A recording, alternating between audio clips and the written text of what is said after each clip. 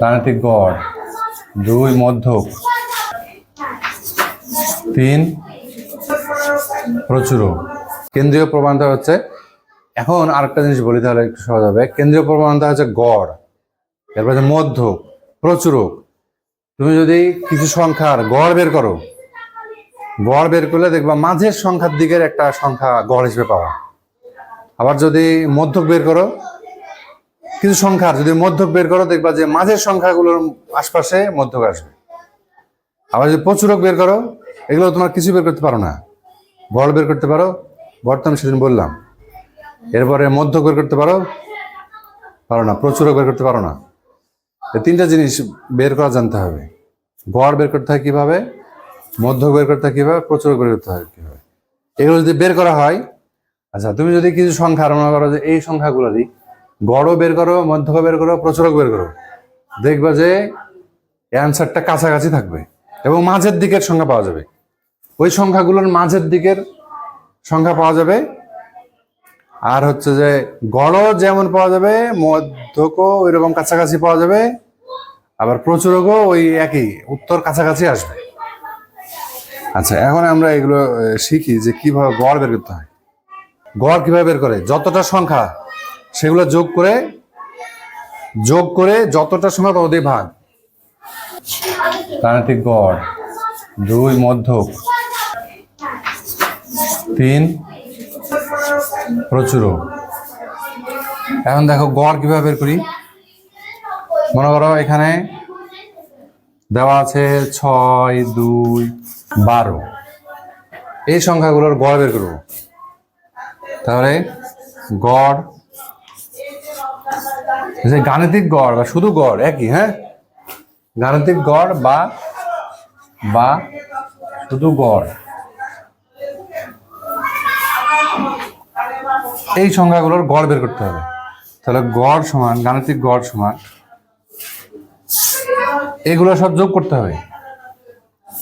6 যোগ 15 যোগ 12, কি করলাম, সে সংখ্যাগুলো সব যোগ করলাম। এবার কত দিয়ে ভাগ করবো, কটা আছে, 1, 2, 3, 4, 5, 6, 7, 7 দিয়ে ভাগ।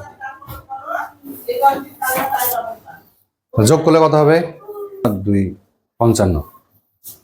55 কিনা দেখো, 55 ভাগ 7। তাহলে 55কে 7 দিয়ে ভাগ করলে তাহলে গড় হচ্ছে এটা। তাহলে বলো তো গড় বুঝলা কিনা। কিছু সংখ্যা দিয়ে বলে গড় বের করো, গাণিতিক গড় বের করো, পারবা? কি করতে হবে ভাই, তুমি কি বুঝতো, কি করতে হবে বলো? সবগুলো যোগ করে যতটা সংখ্যা তত দিয়ে ভাগ। গড়, মধ্য বের করা, প্রচুরক বের করা। তো গড় বের করা, এটা একটা গড় বের করা। আর একটা হচ্ছে ছক করে, এইরকম যদি ছক করা থাকে,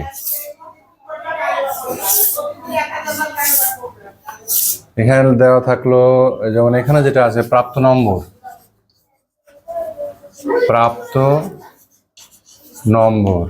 এরপরে হচ্ছে গণসংখ্যা,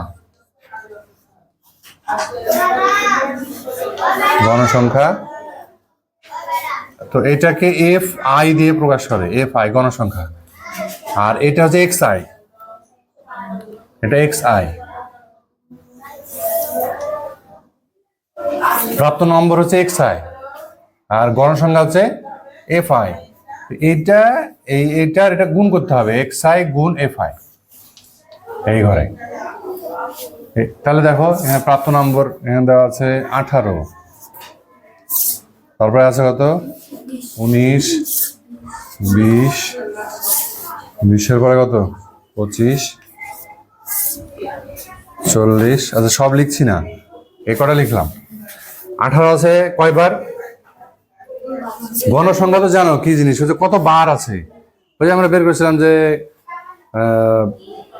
ওইখানে যে বের করেছিলাম যে 1 থেকে 3 আছে কয়টা, সেটা পাইছিলাম। এরপর 4 থেকে 4, 5, 6, 4 থেকে 6 আছে কয়টা, এটা পাইছিলাম। তো এখানে 18 পাইছে 2 বার। এখানে আবার এরকম ব্যাপ্তি নাই, আমরা যেটা করেছিলাম এরকম ছিল যে 1 থেকে 3, 4 থেকে 6 এরকম ছিল। কিন্তু এখানে আছে শুধু 18। 18 নাম্বার আছে 2 বার, 19 আছে 1 বার, 20 আছে 3 বার, 25 আছে 1 বার, 40 আছে 2 বার। তো তোমার এটা দেওয়া থাকবে, এটা দেওয়া থাকবে, পরে তোমাকে এরকম ছক করতে হবে, ছক করে এভাবে লিখতে হবে।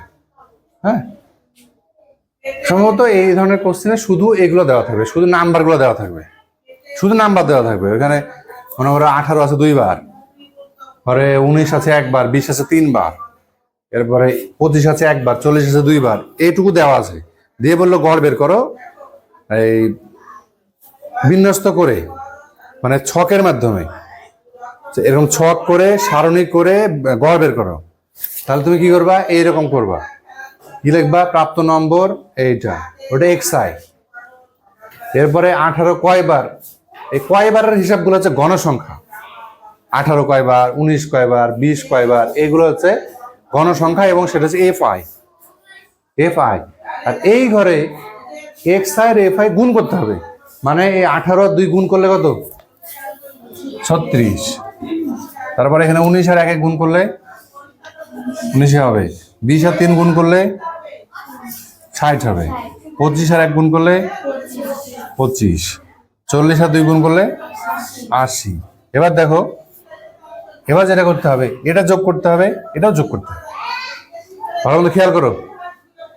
তাহলে এখানে 2 আর 1 3 আর 3 6 7 9, তাহলে এখানে হলো 9।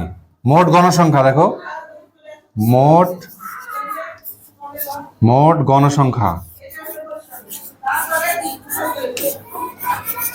মোট গণসংখ্যা কত, 9।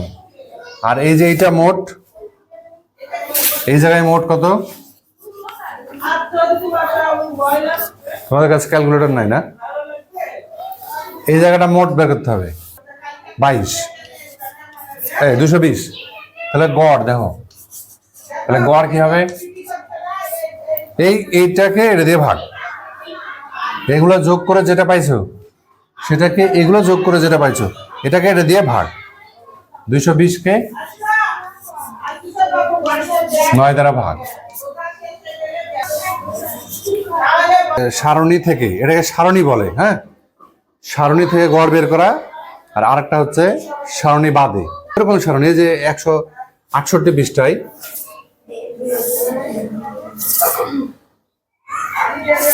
এই দেখো শ্রেণীব্যাপ্তি,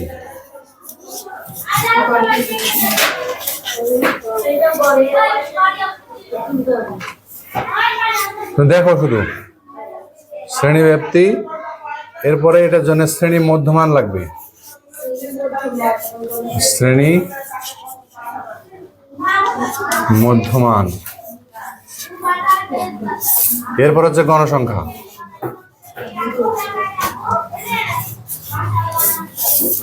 এরপর আরেকটা ঘর লাগবে। মানে তোমার যদি এইরকম দেওয়া থাকে, তোমার এটা যদি এরকম পাওয়া যায় 25 থেকে 34,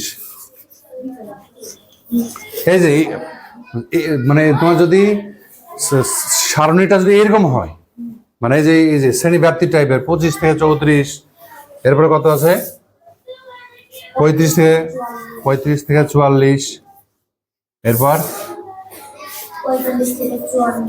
45 থেকে 54, আমরা বেশি নিব না, কয়েকটা নিয়ে করবো, একই ব্যাপার, 55 থেকে 64। তোমাকে যেটুকু দিবে প্রশ্নে এটা থাকবে, আর গণসংখ্যা থাকবে। হ্যাঁ, দেখো তোমাকে একটা কোশ্চেন দেখাই দিই, গণসংখ্যা। আর একটা জিনিস দেখো, শ্রেণীর মধ্যমান হচ্ছে xi। ওই যে আগে একবার xi দিলাম, কোথায় প্রাপ্ত মানে xi দিলাম, এখানে শ্রেণী মধ্যমান যেটা সেটা xi দেবো, আর গণসংখ্যা হচ্ছে fi, এটা দেওয়াই থাকবে। আর xi fi এর গুণ, তো এটা থাকবে আর এটা থাকবে। তাই এটা কত, আচ্ছা এটা হচ্ছে 5, 10, 15, 20। হ্যাঁ, ঠিক আছে। এখন দেখো শ্রেণী মধ্যমান বের করবা কিভাবে। এই 25 আর 34 যোগ করে 2 দিয়ে ভাগ। 25 আর 34 যোগ করে 2 দিয়ে ভাগ, তাহলে যোগ করলে কত হবে? 50 59 হবে। 59কে 2 দিয়ে ভাগ করলে 29.5 হবে। হ্যাঁ, ক্যালকুলেটরে করবা। 49.5। হ্যাঁ দেবে দেবে। আবার এখানে 35 আর 44 যোগ করে 2 দিয়ে ভাগ, তাহলে হবে 39.5। এরপর এটা যোগ করলে কত হবে? 49.5। হ্যাঁ, এরপরে 59.5। এই শ্রেণী মধ্যমান বের করা, বুঝতে পেরেছ? শ্রেণী ব্যাপ্তি যেটা যোগ করে 2 দিয়ে ভাগ, 2 যোগ না কিন্তু, বা 2 গুণ না, 2 দিয়ে ভাগ। এখন তাহলে হয়ে গেল না? এখন এই ঘরে কিভাবে করবা? এই দেখো, এটা তো xi, এটা xi, এটা fi, তাহলে এই দুটো গুণ করলে কত হবে? 147.5। আবার এইটার এটা গুণ করলে 395 হবে। এই দুটো গুণ করলে কত হবে? 742.5। তারপর এই দুটো গুণ করলে কত হবে? 1190। এই গুণ করলাম। বুঝা গেছে? পর্যন্ত বুঝা গেছে? এখন তাহলে গড় কি হবে? আচ্ছা, গড় এগুলো সব যোগ করতে হবে। আর এই যে এটা গণসংখ্যাটা যোগ করতে হবে। ওই xi fi এর যেগুলো পাবা সেগুলো আবার সব যোগ করতে হবে। আর গণসংখ্যা যেটা সেটা যোগ দিয়ে ওইটাকে এটা দিয়ে ভাগ। এখন এটা তো যোগ করা একটু কঠিন, ক্যালকুলেটর লাগবে।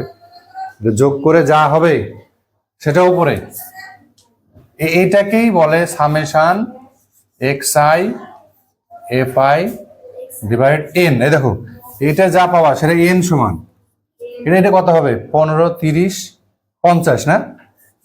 50, এটাকে n বলে। এই যে n দিলাম, তাহলে এটা n এর মান। এটা যোগ করে যা হবে সেটাকে n বলে। আর এটা যোগ করে যা হবে, দেখো এই জিনিসটা লিখছে যে xi fi, দেখো xi fi। আর এই যে এটাকে বলে সামেশন। সামেশন মানে যোগফল। এটা হচ্ছে এই যে সামেশন, দেখো এম মানে উল্টা এম এর মতো মনে হচ্ছে। হ্যাঁ, এটা হচ্ছে সামেশন।